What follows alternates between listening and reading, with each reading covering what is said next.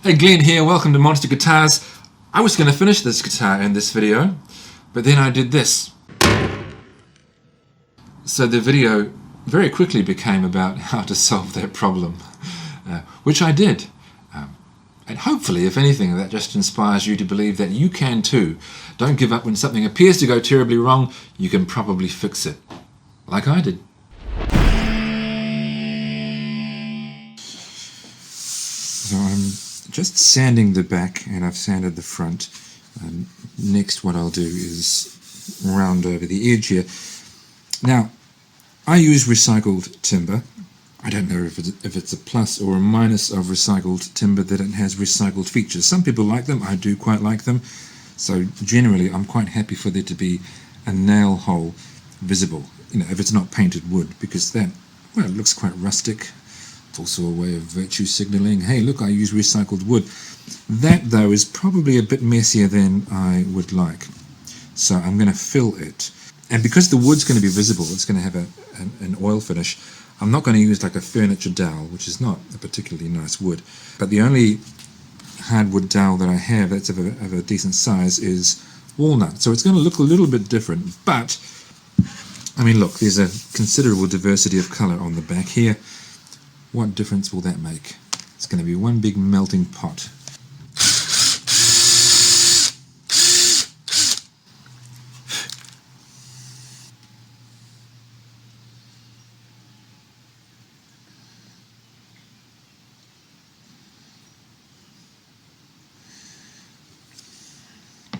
It will make a little bit of mess on the surface, but it will sand away easily enough.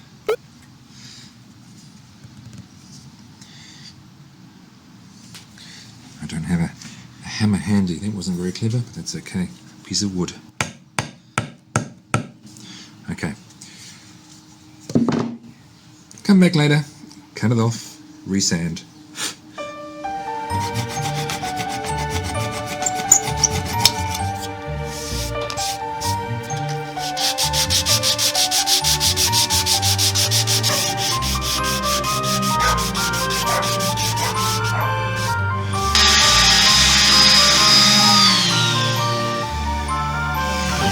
This relatively cheap 400 grit sanding disc is getting a bit worn and it's not removing all the scratches. I'll sand that up later. So that still looks like a wood feature, but there's no hole there. It's pretty solid now, so I'm happy with that. That's fine. It's still, and it does look recycled, so that's nice.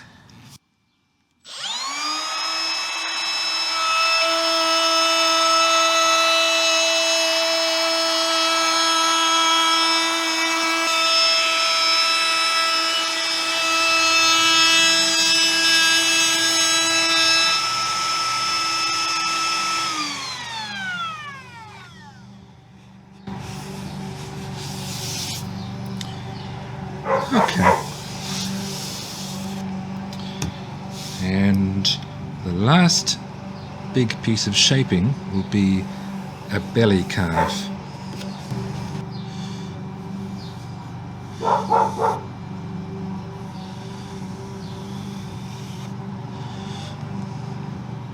And not hugely deep either. It doesn't have to be that deep to make a difference to how the guitar feels to play. I'll get my most aggressive rasp first of all.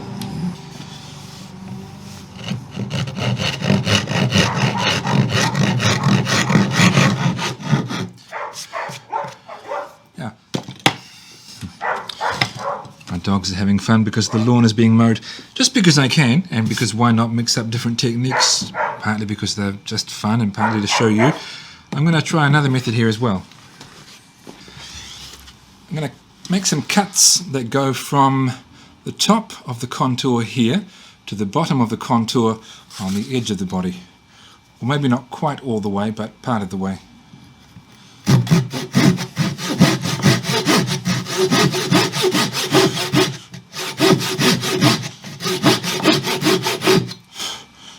Well, I did go pretty much all the way, but that's okay.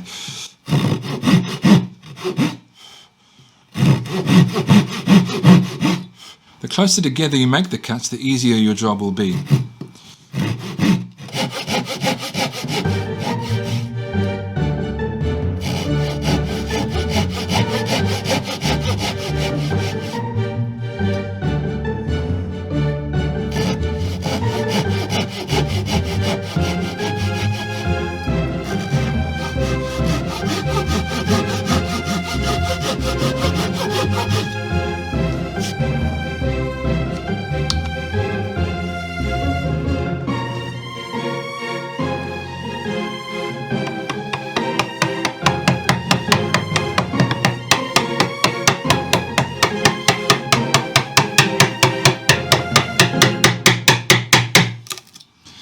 like so.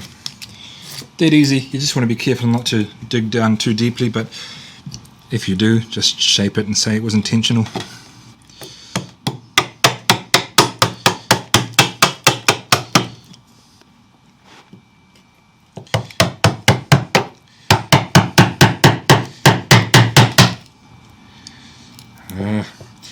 See, I've gone too hard. I can see a piece is going to break off there. I'm going to just have to break it off and then glue it back on, which will look okay once it's done, but it will look like a disaster now. Breaking it off so that I can properly glue it back down.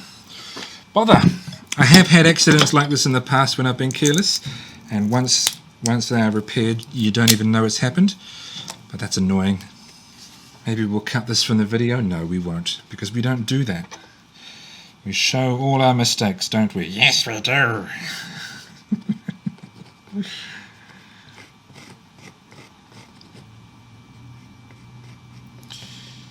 Yep, that's more than enough glue. Yeah, so there are risks, even though I think it's a cool method.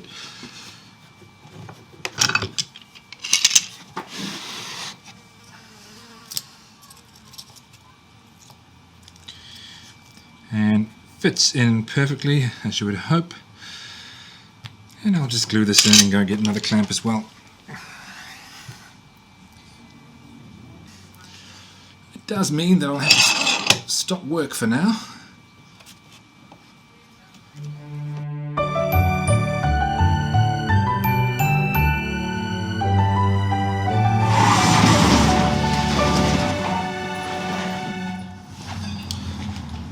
It is the next day.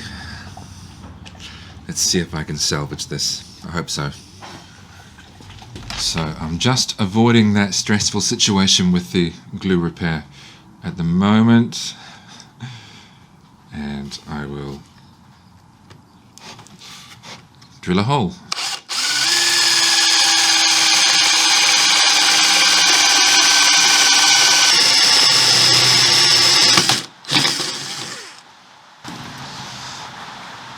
See, at least that went without incident. Although I am going to have to do a little bit of bending, but that's fine. Okay. I'm never really going to be happy with that. As much as I refill and sand that edge, it's always both visible and I can feel it. And I just don't want that to be on a guitar that comes out of my workshop. So I'm going to take extreme measures to fix it. I'm going to set up a straight edge along the line here and route out a piece of the back and then glue in a replacement piece. Now sometimes the worry in doing a thing like that, apart from just not messing it up, might be that there's going to be a sudden transition from one piece of wood to another unless you can get a perfect match. But by the very nature of this body, being quite obviously made from different recycled pieces of wood, there are already some obvious transitions. So I'm just going to use that existing transition line, that hard straight line, and line up my straight edge along that, and then use a flush trim router bit, or rather a pattern bit. Now, could this do irreparable damage? Yes, it could, but the truth is I'm just not happy with it the way it is, so I'm prepared to risk this.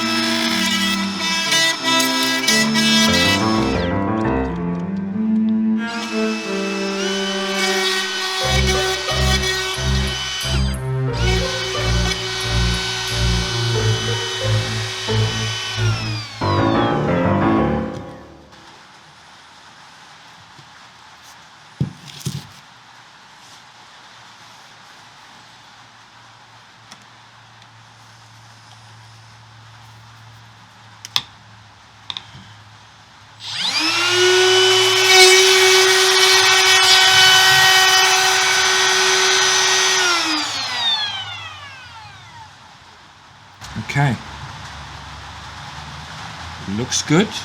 There's no reason why this shouldn't work.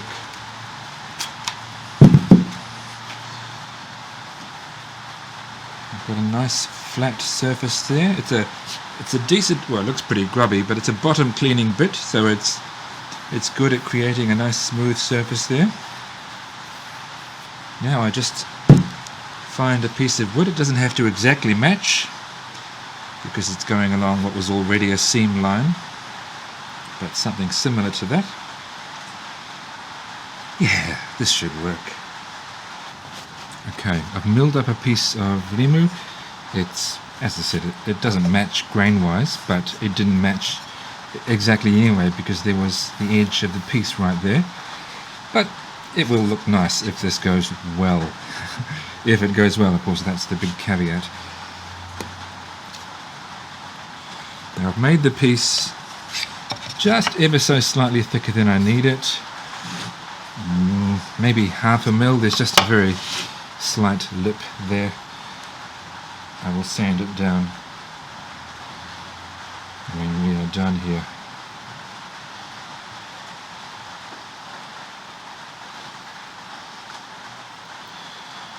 Alright, look, that's going to be enough. There's going to be some glue to clean up afterwards, but that's the nature of the beast.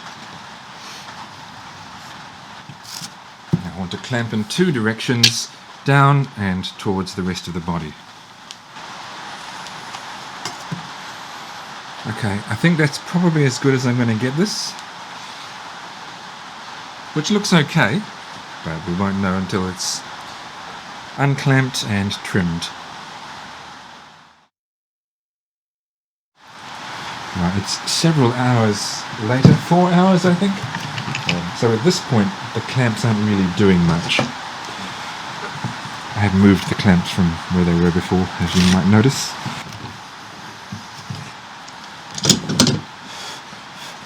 Obviously it's too soon to say how well that went because there's glue in the way. Actually, one thing I'm doing is just using my router to freehand route away some material that's obviously going to have to be removed at some point.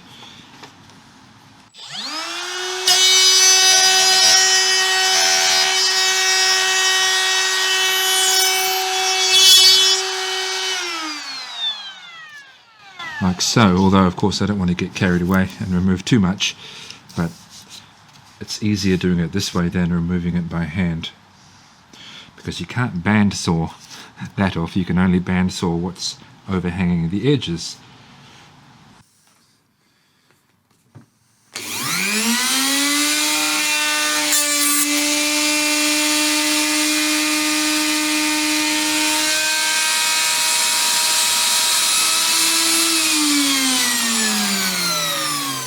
The router bit, which was brand new, and a spiral bit too, tore off a little bit there, which won't matter because there is a round over that will remove that part anyway. But that's a really good glue joint. Nice. Okay, so you know, it would be better if I hadn't made this mistake, but it's looking promising. Mind you, I haven't yet removed that glue. There better not be any gaps there.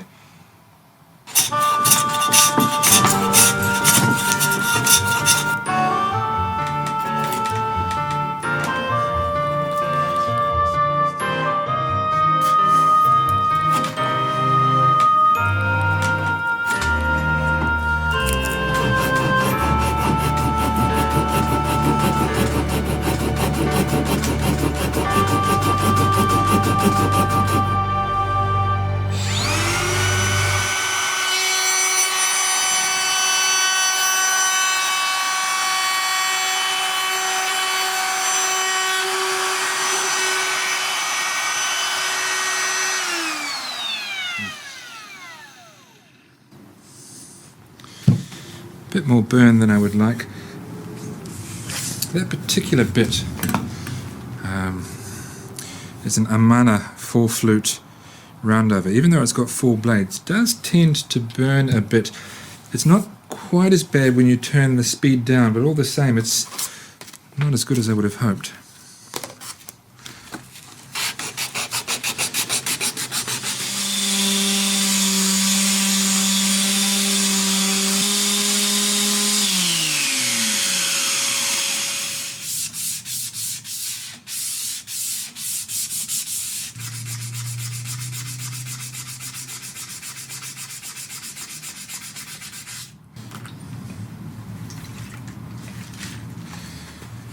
just wiping it down with some white spirits, just to give it a good clean and to be able to show you this result more clearly. It makes everything, including grain and joins between wood, pop.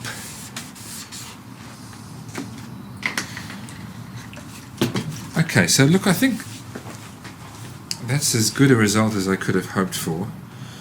And if there is a takeaway lesson here, which has come to sort of take over the video, the lesson is, within reason, you can fix most things. Like, okay, so if the body had somehow been split right in half, although even then I would have repaired it. But generally speaking, don't give up on it as a lost cause, because you can come back from it, probably.